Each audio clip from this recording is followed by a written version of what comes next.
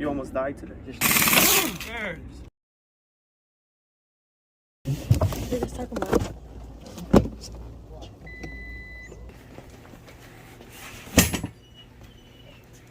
Welcome back to the channel, guys. Today we are working on the Lexus again. Lily's in the back filming because we need to rush it. So thanks to the help of Valentine, we brought it over to his house because he at least has a garage. We don't yet temporarily.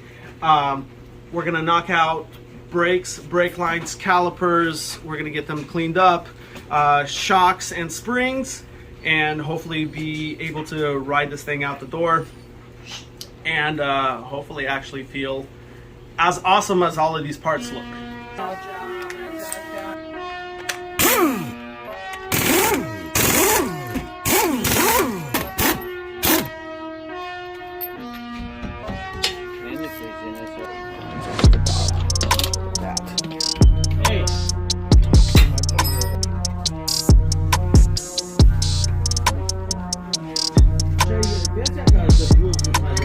Yeah. Oh, fine, that's stuck. I said stuck.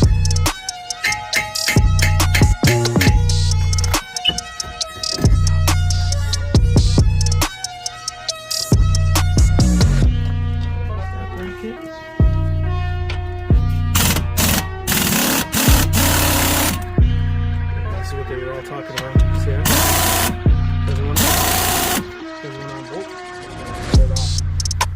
Do you have one of those? Yeah, our new ones, just in case.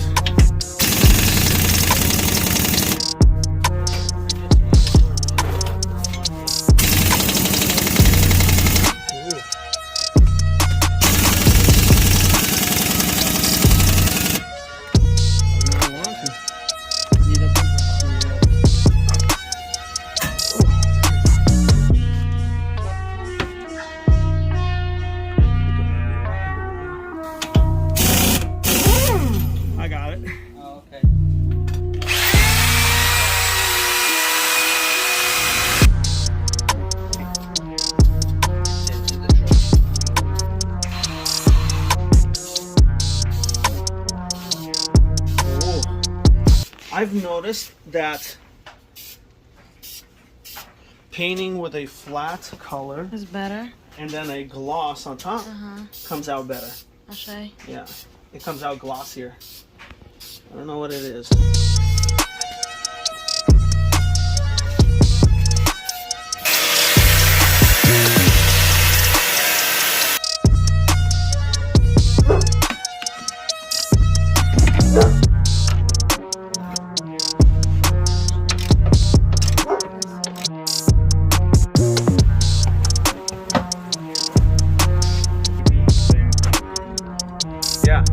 Don't forget your safety squints, and sometimes when you don't have the right tools, a pair of cojones substitutes very well.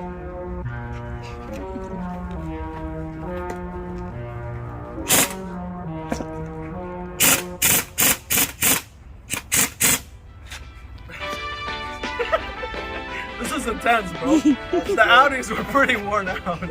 These ones might be pretty good. You know what we can do? Maybe you can put that carpet on top of it. Perfect. It means it's heavier.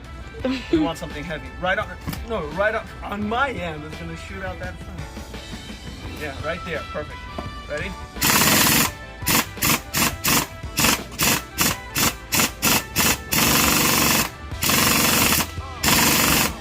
Not enough juice, maybe?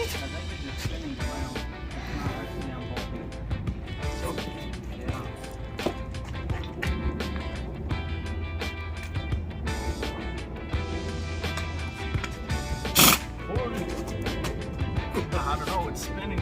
I don't know if it's spinning the bolt or just the nut. I don't want it to be on like its last thread and then bam. I think it's just spinning, bro.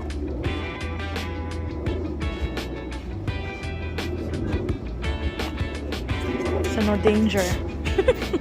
Yeah, let's try it. Maybe it's just long thread.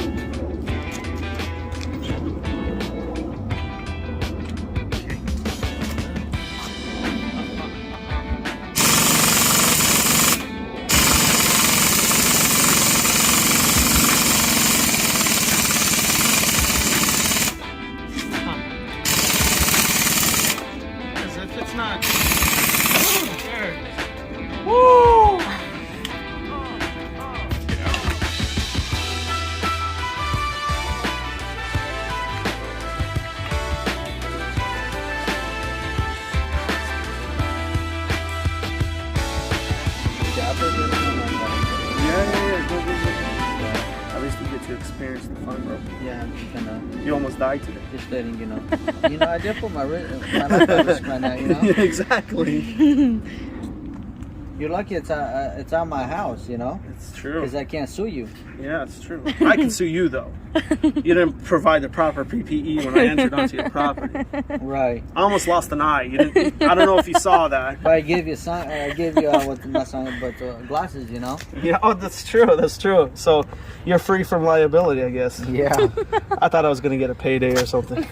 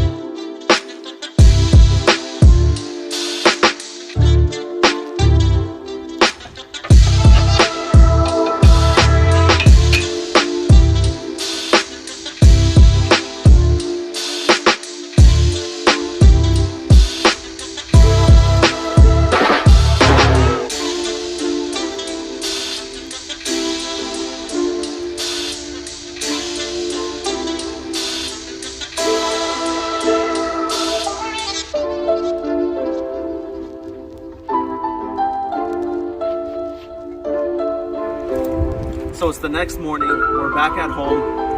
We barely limped it home because it was having issues last night. It didn't go as smoothly as we were hoping that it would.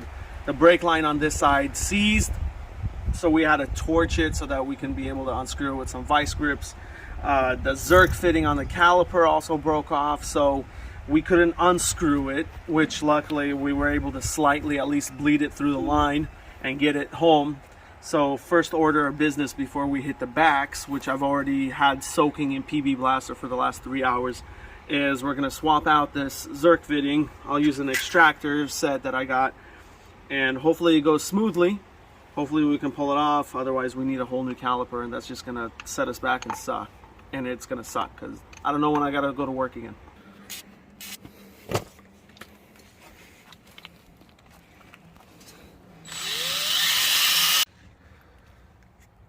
So rusted on, it's pretty much welded in there. Broke my extractor, so it's time for a new caliper. With Lily running out to O'Reilly's to grab a new caliper, we're gonna start out on the back. Same deal as the front. Pull off the caliper, get it sprayed so it looks nice, swap out the brake lines, and put in the new rotors with the new springs.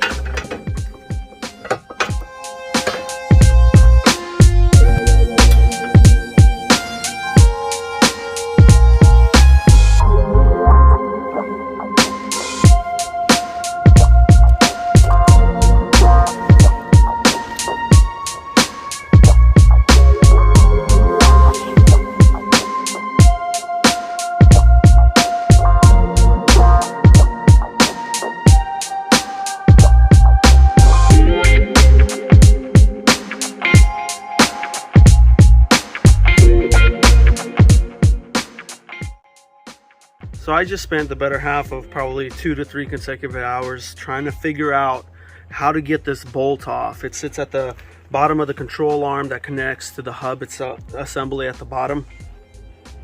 Man, I beat it with everything possible. There's no space behind there because the shock mount sits right underneath it, right at the same level as this does on the hub. And I pounded it with the hammer as far over as I could. And then what I even try to do is from the washer side of the bolt, I used the Audi's old control arm, made a fork so that I can try to hit it with the hammer so I can pull it out, and it just wasn't budging.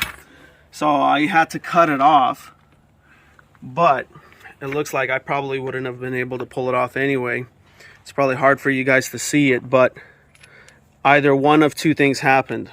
When they tightened it, they stretched it right here in the middle, leaving this part same size as it was, and then all of the rust built up right here, and then this would never have gotten past through that bushing.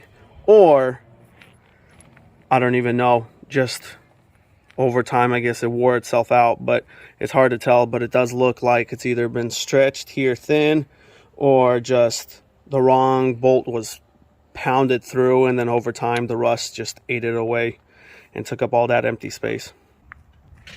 So I was able to get a replacement bolt for that one down there that was all rusted through. It actually rusted out through the bushing, and it made it just impossible to pull out. I had to use one of the old bolts to just rub through all that rust so that the new one could slip through. We got the brakes all bled and everything. Took a little bit of time, but we got it through. Now we just need to throw on the last wheel and take it out for a test drive, get the brakes bedded in correctly, and then we're set to roll.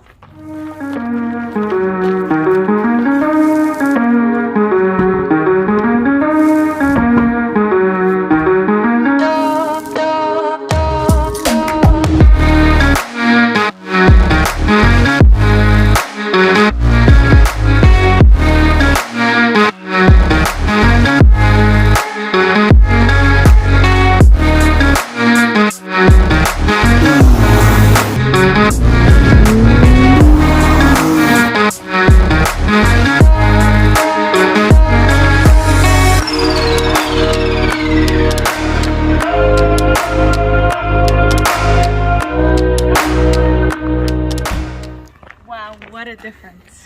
I can't believe what an awesome difference new brakes make. I like to drive it, but the process to get here, only hubby knows. So it was a lot of work, mainly because a lot of things went wrong.